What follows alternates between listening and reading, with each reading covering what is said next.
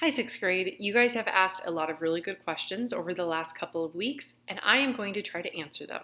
First, let's answer your questions about the Byzantine rulers, Constantine and Justinian. First question that I got, several of you asked, how did Constantine die? Well, the simple answer is he got sick. He got some sort of illness. We're not exactly sure what it was. He got this while he was preparing to attack Persia. Persia was one of the big empires that he did not ever attack, and he never got the chance to. While he was preparing his battle strategy, he realized that he was sick enough that he was probably going to die. He wanted to get baptized in the Jordan River, which, if you remember your Bible history, is the same river where Jesus was baptized. He didn't make it that far, though. On his way there, he knew he was too close to death to make it, so they stopped, went to a nearby city, and he got baptized there instead. Soon after, he died. Now, this led me to a lot of researching a lot of other things. I wondered what happened to his body after he died. So I was doing some research online, and I read that he was buried in the Church of the Holy Apostles in Constantinople. That church is no longer standing today, though. When he was buried there, he was buried in between 12 tombs that circled around him. And we think that those tombs were built because Constantine wanted to get the bodies of the 12 disciples to be buried around him.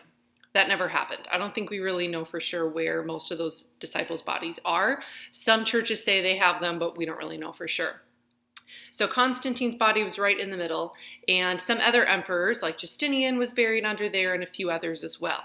However, during the Crusades, which maybe you remember, is when the Christians from Rome, specifically most of the time Venice, started attacking other cities like Jerusalem, or in the Fourth Crusade, Constantinople. When that crusade was going on, the Church of the Holy Apostles was very, very damaged and nearly destroyed. When the Turks took over the Byzantines, they then pulled down the church that was already destroyed anyway and rebuilt this mosque here. It's called the Fatih Mosque, Fatih Mosque, and it's still standing today in Istanbul. Now, what happened to Constantine's body? That is a little bit more of a mystery, but some people think that the Catholic Church has his remains buried underneath the Vatican. So that's the rumor. That's what we think happened to Constantine's body. Some other things that I found while I was researching this question is that Constantine is remembered for some important buildings like this Arch of Constantine, which is right outside the Colosseum in Rome. He also built the Church of the Holy Sepulchre in Jerusalem, which this is the inside of it. The Christian church, by tradition, believes that this is built on top of where Jesus was crucified and then where he was buried. He's also given credit for building the Church of the Nativity, which, again, according to tradition, is where we think Jesus was born. Next question.